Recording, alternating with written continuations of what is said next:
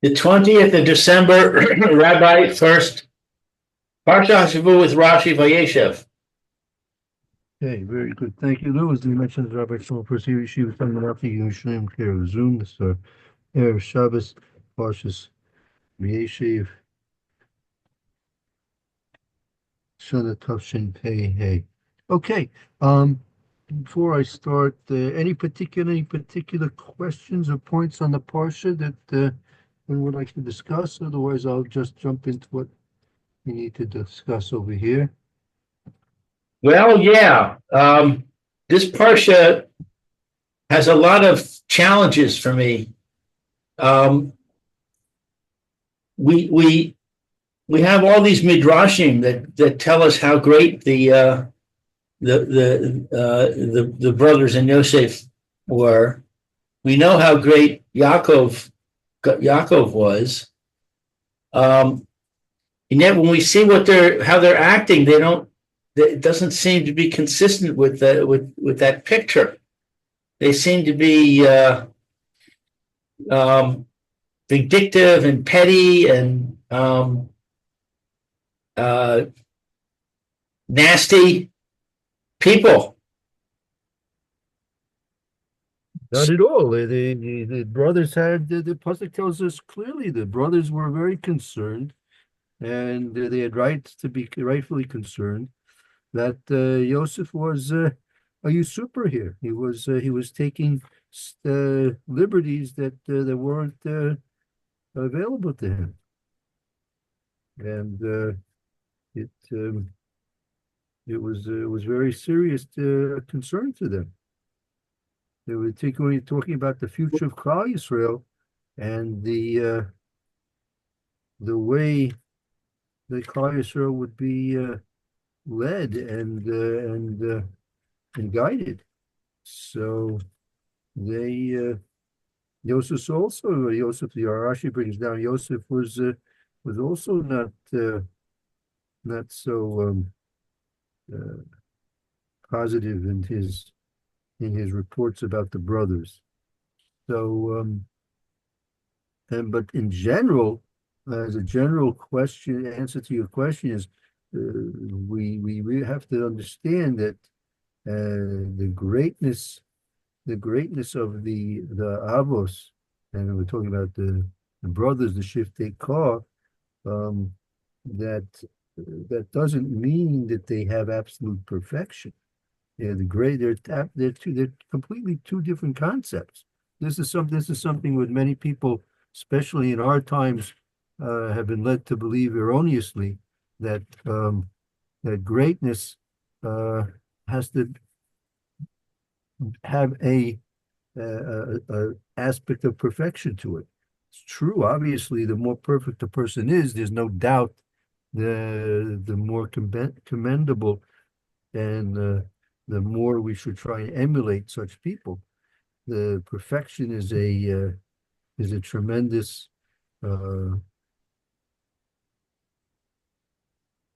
achievement, but nevertheless, that a person becomes um, great.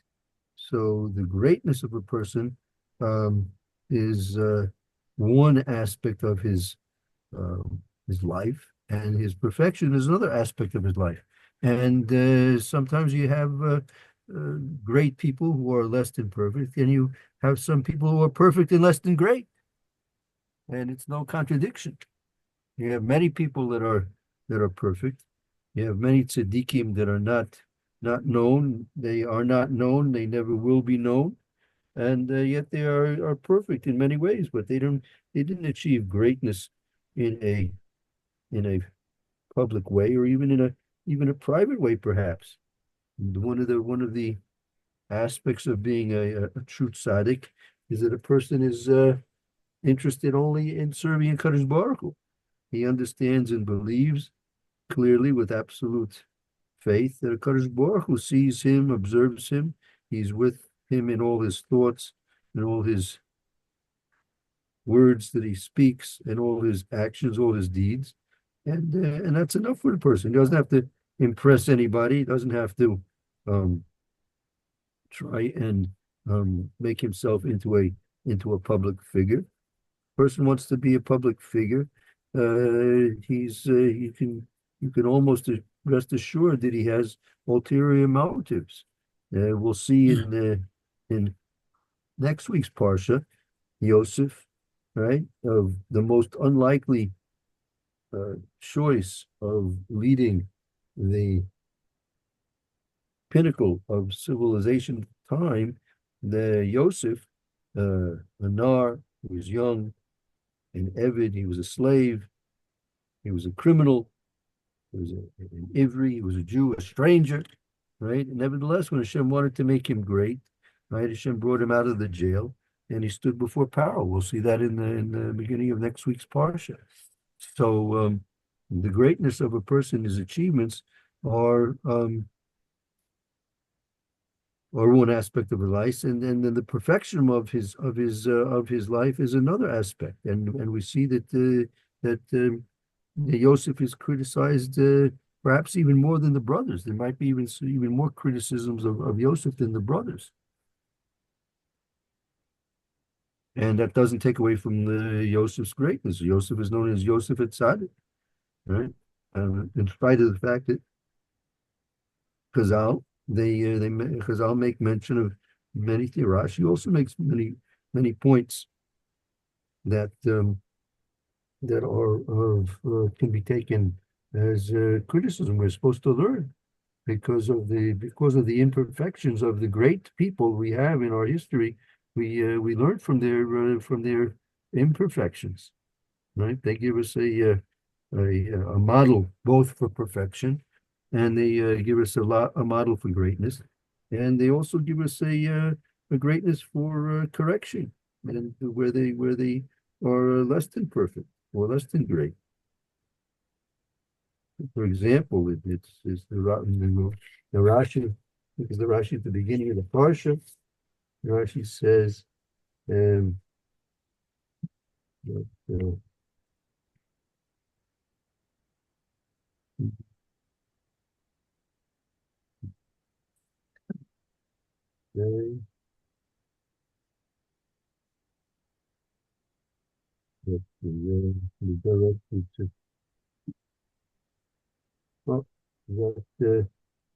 pasuk, the pasuk base, is it? Could be base. I think it's pasuk base. Unar, yeah. Right, the very beginning, the Perek Lamed Zion, pasuk base. You can read the pasuk if you want. Lamed Zion. Mm-hmm. And what? 8. Rabbi, what pasuk? The second pasuk, number 2.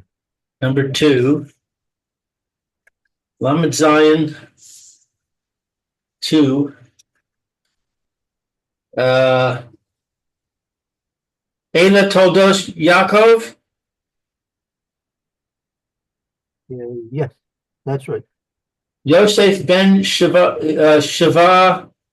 Esrei Shana Haya Ro'eh Es Echav Batzon V'hu Naar Espene Vilha V'Espene Zilpa Nashei Aviv V'Yavei Yosef Es Dibasam Ra El Avihem.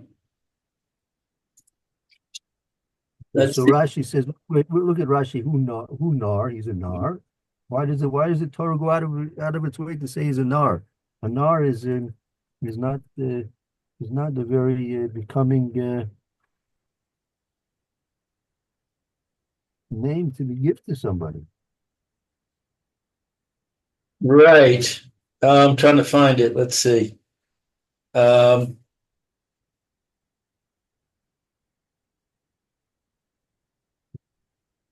Would have been the midst and this is a very long Rashi. Yeah, I found it. Vahu Na'ar, and he was a youth.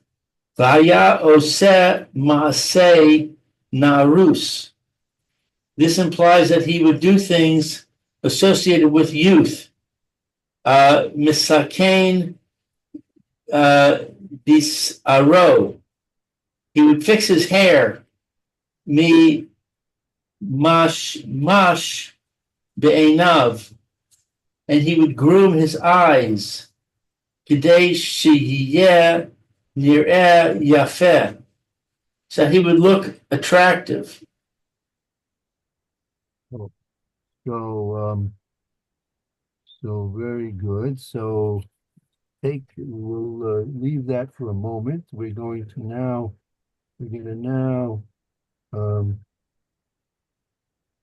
jump to another pasuk in another Rashi. 1 second. And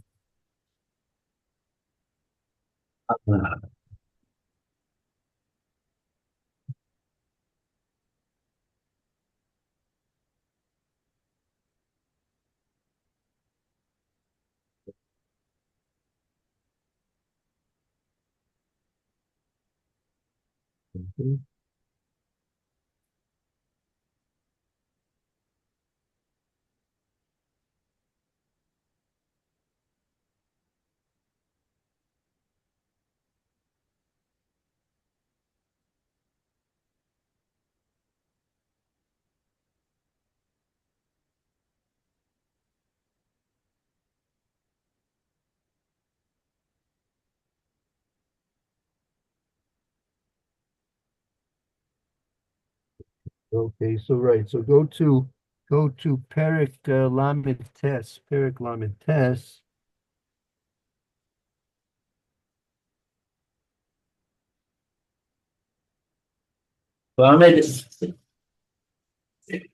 Pasuk Vav, Pasuk Vav.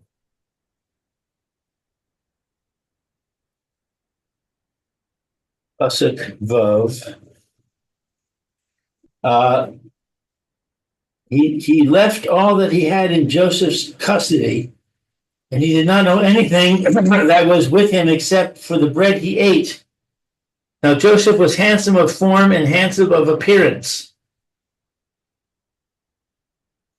So Rashi says,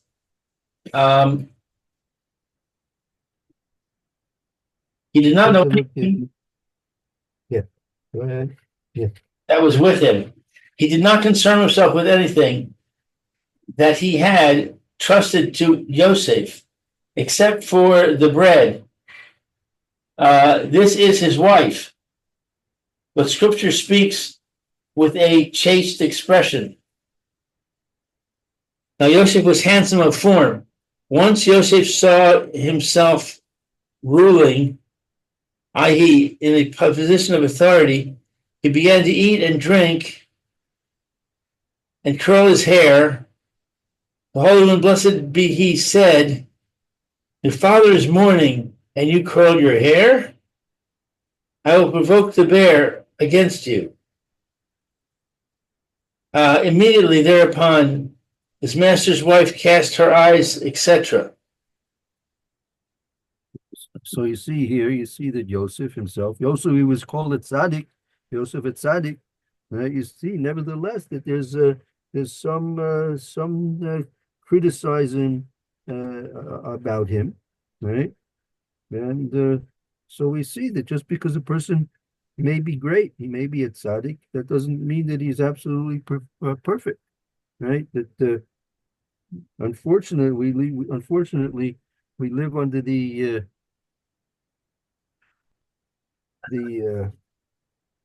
influence of Hollywood and all that connotates that if a person is less than perfect, he has no worth, right? That once a person has a flaw, right, then everybody jumps on him, and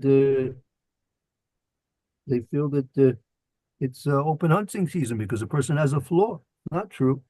Just because a person has a flaw, so okay. I'm not condoning the person that has a flaw. It's certainly well worth trying to fix it, and we obviously have to try and strive for perfection as much as possible. But the flaw, right? The flaw is not necessarily a what we call a pasul, even in korbanos, right, Mayor? In korbanos, there are certain flaws which are acceptable, right? When you want to offer a korban to Hashem, obviously it should be without blemish, but there are certain flaws, certain blemishes which are acceptable. They're within limits, within range, right? Some are out of range, obviously, some are unacceptable, but that doesn't stop the korban from being offered up if it has a flaw which is within range of the acceptable limits. Right. So also people as well, and this is some people make a big mistake. They're terribly disappointed sometimes in people because they realize that they have a flaw. But well, look, perfection is a very, very difficult thing to reach, and it's even more difficult to maintain, right? And besides, we're talking about Yosef, so we can go back to the beginning of the Parsha with Yosef, and you can take a look going back there to Lamed Zion, again, Lamed Zion, Perek Lamed Zion, Pasuk Ches. Well, before we do that, Rabbi, I'd like to ask a question if possible. Yeah. This harkens back to the general theme of my initial question. So you've given us an example of a flaw in Yosef that he, I guess you'd say he was vain, and maybe you'd say he overindulged somewhat, based on what Rashi says. And these are flaws, but I would call them pretty minor. That's not what I'm talking about. What I'm talking about is, for example, with Yosef, he spoke lashon hara. That's a major flaw. That's a very, very bad thing. He wasn't done l'chav schus to his brothers. It turns out that they didn't do anything wrong, and so he could have figured that out. He could have been done l'chav schus, and he could have said, I'm not going to say bad things about them unless I'm really absolutely sure. That's a major flaw. That's what I'm having trouble understanding. So even again, even a major flaw again. That you have to understand what was his motivation. Again, his motivation in telling his father about the things that he perceived the brothers doing wrong. So there are different ways of, first was, I think they explained that there are different ways of looking at things. Everything that Yosef saw was in a context of halacha that they may not have had obligated to be concerned with at the time, right? Certain things that they were doing. So, but he held them responsible for a higher level of halacha than perhaps that they were required to observe, right? And so it's true. He should have gone to them directly. That's the cause of the hatred, right? Cause of the hatred was because that was one of the reasons that the hatred was developed, no doubt about it. And so it's very easy for us to say, we have the Chavetz Chaim. He did a tremendous benefit for the Klal Yisrael of writing Svarim on Shmiras Halasin, but I don't know if the Avos had such a wealth of understanding of what the halakas were, in terms of the details of what we are accustomed to now, right? It may not even have been, again, that he being a tzaddik, Hashem was obviously judging him more strictly than a normal person, right? So what you need to take away from this week's Parsha, with all these things happening, right? Yeah, what the brothers did, You have look at Yaakov Avinu. What is he showing favoritism to one of his children for? Why doesn't the father know? Doesn't the most basic rule of raising children is you're not supposed to show favoritism to one child over the other. You should increase sibling rivalry. But Yaakov Avinu on his very high level of Yerushalayim, of Torah, righteousness, everything that Yaakov represented, he didn't know that, right? So That's another question that I would ask.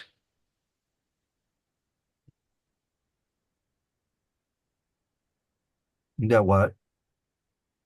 That we see Yaakov not really behaving correctly. He's So known better. He's a very smart guy. He's had a lot of life experience. He had all the problems with his own brother, and yet he doesn't seem to have learned the lesson. The one of the main messages of this week's parsha is that you see the Chazal, the pasuk, "Ein tzaddik ba'aretz she'aseh tov v'lo yechta." There's no righteous person in the earth, on the face of the earth. There's no righteous person on the face of the earth that does good, and yet does not sin. Every person has some type of a flaw. Look, it's built into. Just take a look at Adam Arishon. Right? Adam Arishon, he was created by Kadosh Baruch Hu. He was perfect in absolutely every possible way you could possibly think of understanding what perfection could possibly be. Right? And on the very day that he's created, he goes ahead and does the rebellious act against his creator. So what are you going to say about that? So, take a look at Noah. Noah comes out of the table, and look what happens to him, right? So, occasionally, for example, Avram Avinu. So, the Torah doesn't really go into too much open criticism of Avram Avinu. Also, Yitzhak Avinu, he doesn't go into too many open criticisms of Yitzhak Avinu. But there are those when Avram Avinu went to Egypt, when there was a famine in Eretz Canaan. He arrived in Eretz Canaan from Ur Kasdim. He came to Eretz Canaan, and even though Kadosh Baruch Hu had promised him that he would have wealth and contentment, he comes to this place. There's nothing to even pick from the ground. No, not even any wheat to pick from the ground to make a little faulty bread. And what did he do? He went to Mitzrayim. So the Ramban in Chumash criticizes Avram Avinu that he had no right to do that. Hashem said he's supposed to go to Eretz Canaan, so he should have stayed there. Yeah, there's a famine in the land. Well, you're on a very high level. You're going to have to work it out the way it's tzaddik is supposed to deal with this situation. And if you don't, it could lead to the things that you would not want to happen. And that's why he says that's why Paro in fact took Sarah, right? Paro in fact took Sarah because of the difficulties that were caused because of Avram not staying in Eretz Canaan. We had not several months ago we were learning the Gemara Nedarim, that the Maharal in Prague, based on the Gemara Nedarim, that the question is, why was it destined that Klal Yisrael should go to Egypt? And be enslaved, not just go to Egypt? Why should they be enslaved? And the whole source of that was from the Bris Bein Besarim, that Kadosh Baruch Hu made a pact with Avram Avinu, our great forefather, and he was in fact great. But nevertheless, there were three opinions you might remember there. There was the opinion that he made the B'nai Torah into an army. He conscripted those who were learning Torah and conscripted them to the army. That was a terrible sin, punishable by Klal Yisrael having to spend 210 years of captivity and servitude and slavery in Egypt. And then another opinion in the Gemara says, yes, Bama Eda. By asking Bama Eda, he brought forth the terrible decrees against Klal Yisrael at the hands of the Egyptians. And the third opinion, that he did not save the people of Sodom after the war was but won, um, fighting off the four kings who had previously defeated the five kings. So Avraham Avinu uh, had the opportunity after the war, and he had taken all the captives, and he'd taken all the loot and the booty and spoils of war. So the king of Sodom says, "Look, you take the booty and the spoils of war, and just let me have the people. Just let me have the people." And Avraham was refused. No, he said, "I don't want anything from you." So he let the people return back to the king of Sodom, and from there they led despicable lives of sin and debauchery, and they eventually were destroyed. So Avraham was held culpable, responsible for not bringing those people into his influence, converting them, having them serve a Kadosh Baruch Hu, and bringing them, as the Gemara says, takas kanei shniya, to bring them under the the the, the wings of the Kadosh Baruch Hu's presence. So, for those three reasons, the Gemara itself explains why Klal Yisrael had to go through the terrible sufferings and servitude and slavery and death at the hands of the Egyptians. So, we do see that as great as our great forefathers were, nevertheless, there are faults. So that's one of the big lessons from this week's parsha. Just because you see the person who's great, could be great in ruchnius, could even be great in gashmius, right? Just because he makes mistakes, or he errs, or even he does things wrong intentionally, perhaps, right? So that doesn't mean he's puzzled. That doesn't mean he's completely now rejected. Just to bring a secular, I'll bring a secular. Roy, you probably don't know too much about American history, Roy. I don't know. Did you have to in school? You had to study American history, Roy? Probably not, right? So anyway, there was a crucial battle in the Civil War that took place in the secular year of 1863, excuse me, 1863, July 1, 2, and 3. And it was a crucial battle that was fought against the Union forces led by General Meade and the Confederate forces led by General Lee. And on the third and final day of battle, so General Lee, the commander of the Confederate forces, ordered a charge against the Union position, and it was known as Pickett's charge. And at the beginning of the charge, the Confederates started off with approximately 15,000 men, right? And they had to cover a open field of about 3/4 of a mile to reach the Union lines. And within that span of time of covering the 45-minute charge over the 3/4 of a mile open span of open fields, so more than half of those 15,000 Confederates lay dead on the battlefield.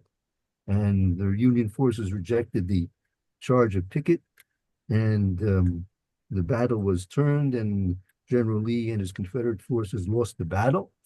And so soon afterwards, General Lee contacted the Confederate president. What was his name again? What was his name? Confederate president. No, there was the Confederate president. He contacted the Confederate president, and he said he's Was it Davis? Davis. Yeah, Davis. Jim Davis. I don't think it was Jim, but I don't remember the first name. Okay. Anyway, they used to have statues of him in the South. Right. So anyway, so he contacted General Lee, contacted Jim Davis, Jefferson Davis. Oh, Jefferson. Yeah, Jefferson. That's a good old American name, but he was on the other side, unfortunately. Right. So generally contacted um, Jefferson Davis, and he says, I'm I'm resigning from my post as the head of the Confederate forces because of the errors that he had made in the battle and the great loss of life and the turned the tide of the whole war. And so he's issuing his resignation. So President Jefferson Davis says, "No, no, you're not going to withdraw from your position. I don't accept your resignation." Why? He made a terrible decision, terrible outcome, many deaths, the end of the battle, the end of the war, and all intents and purposes.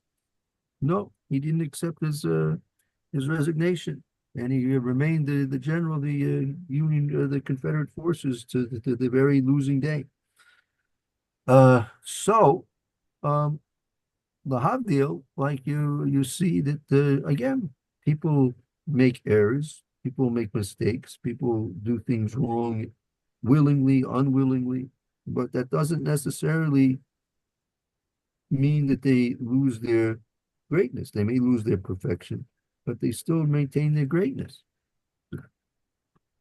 So that's one of the main things we have to take out of this parsha. And all the cases mentioned can make many, many cases here in this week's parsha. You can see these things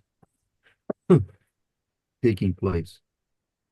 And nevertheless, um, you see that they remained great in spite of their flaws and mistakes. Hmm.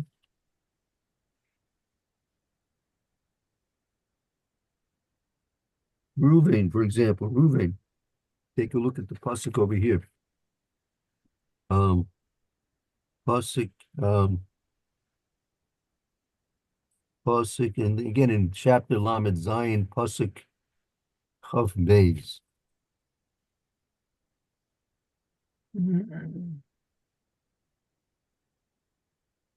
Let's see. And Reuben said to them, "Do not shed blood. Throw him into the pit in the wilderness, but send no hand against him, in order to rescue him from their hand and return him to his father." Yeah, look at Rashi. Look at Rashi there. Rashi says, in order to rescue him, the Holy Spirit bears witness about Reuven, that he said this only to rescue him, that he would come and bring him up from there. He intended to do this because he said, "I am the firstborn and the most prominent among all the brothers. The foulness will be hung upon none but me, i.e., I will be blamed for any misfortune that falls Yosef." Right. So what do you see? What do you see there? Reuben was given Ruach HaKodesh. How do we understand what Rashi is telling us here? Um, well, again, I'm emphasizing the negatives. Um, uh, we see a certain selfishness here. We don't see Rashi telling us, oh, Ruvain was, felt that that this was wrong to do to his brother. That his brothers, they shouldn't kill their brother, even though maybe he did some wrong things to them, but that doesn't justify killing him. But it doesn't say that. It says, "Oh well, Ruvain realized that he was not going to come out of this looking too good, so he acted to protect himself." No, I don't think that's the point. The point is first of all, you have to understand Rashi says that he had Ruach HaKodesh, meaning there was something special, there was some divine influence now that was resting upon Ruvain, right, for him to see what's going on here, right? And the uh the fact that he's the Bechor, that the reason why a Bechor is given a double portion of properties from the father's estate is because he has more achrayas, he has more responsibility than the other family members.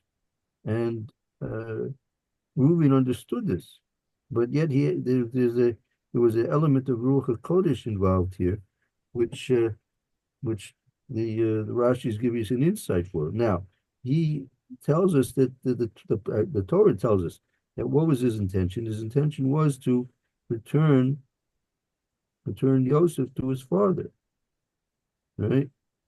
So now you go forward a little bit to Pasuk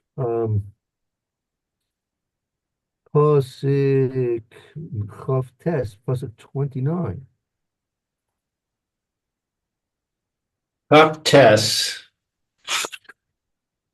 Uh, Reuben returned to the pit, and behold, Yosef was not in the pit. So he rent his garments.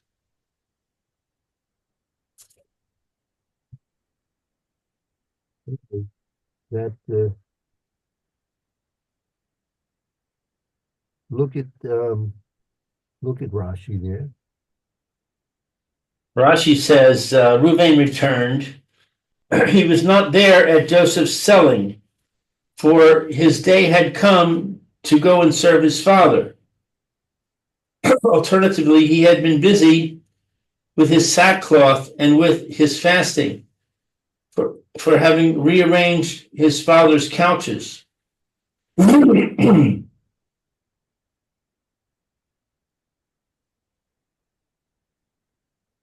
Right. So Reuben was not there. He comes back and he sees that Yosef is not in. He's not in the. He's not in the bore anymore. But he rents his garments, his clothes in mourning. So somehow there was a lost opportunity here. There was apparently, theoretically at least, an opportunity that Reuben should save Yosef. And the fact that he didn't, so there could be questions on Reuben. Why wasn't he able to do that? Right? He had the insight to understand that they shouldn't kill him. Right? So he even though the Rashi goes out of his way and says, well, he wasn't even there because he had to go serve his father. So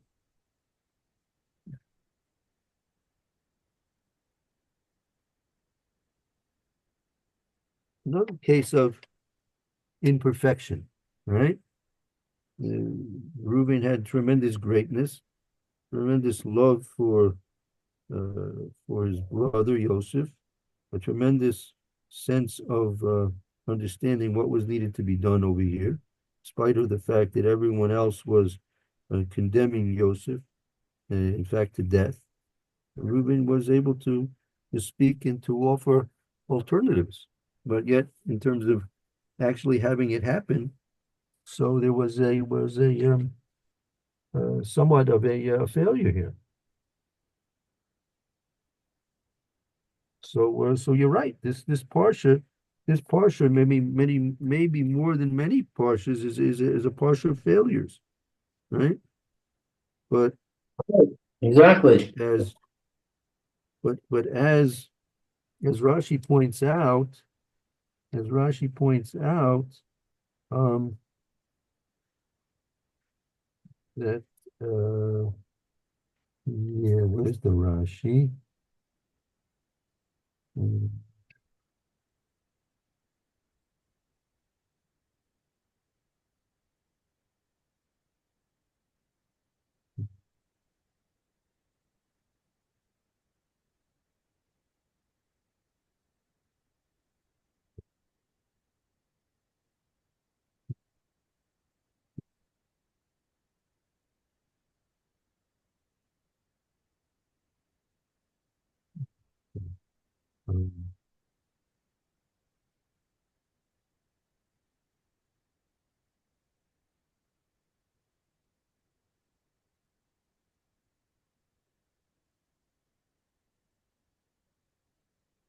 Yeah.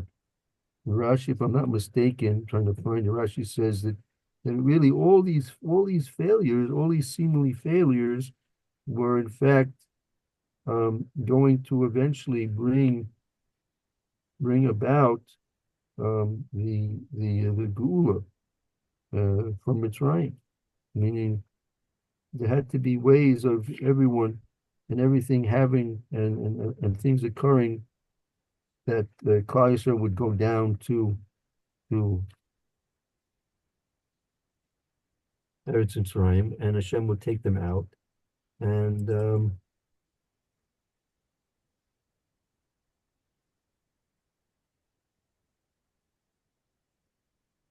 then but nevertheless, um, it was because of failures. So Rashi, if I can find it, I'm not sure if I can find it.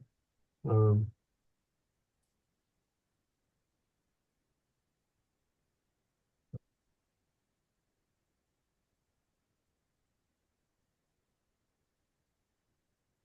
could be.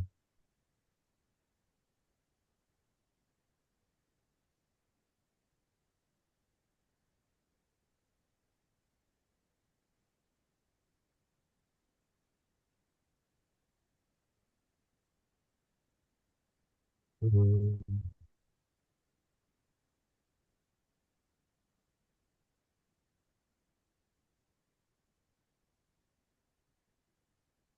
mm, mm, mm, mm.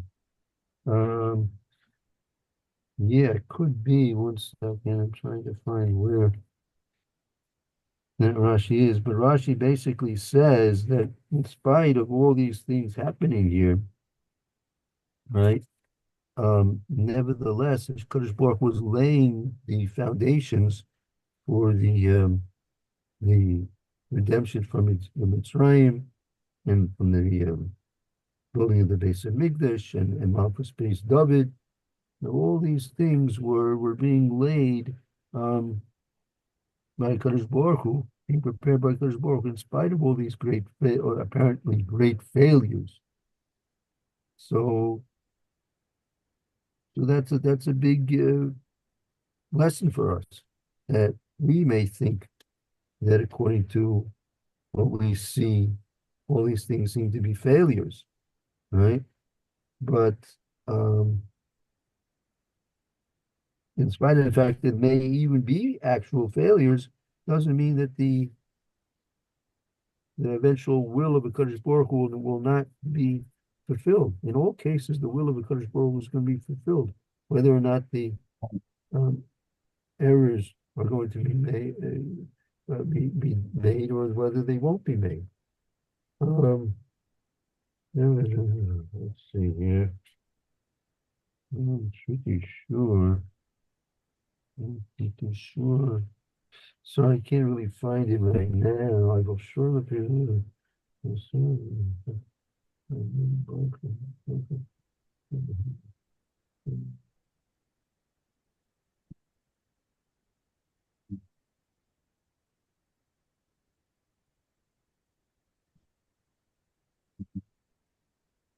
Yeah.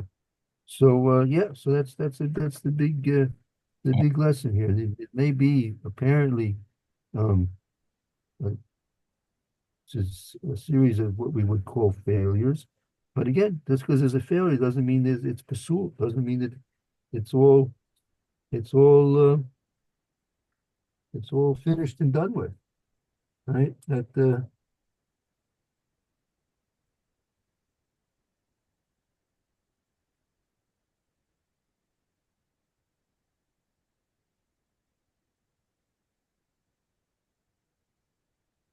right. So okay, I think that brings us to about the end of our time. Yeah, Hmm. Okay, excellent. very good. Thank you, Good Mayor, for questions. joining us. Thank you, Roy.